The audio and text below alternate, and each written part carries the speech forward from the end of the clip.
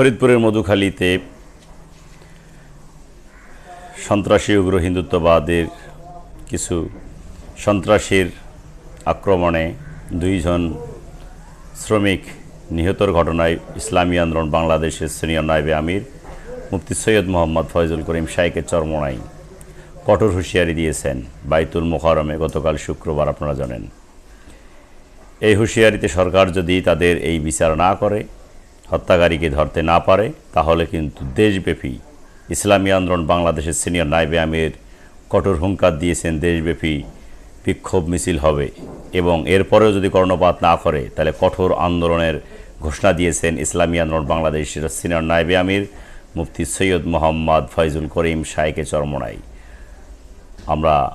আগামী 3 তারিখের যে বিক্ষোভ মিছিল, এই বিক্ষোভ মিছিলে স্বতঃস্ফূর্তভাবে দেশব্যাপী অংশগ্রহণ করার আহ্বান জানিয়েছেন দলমত নির্বিশেষে ইসলামী আন্দোলন বাংলাদেশ।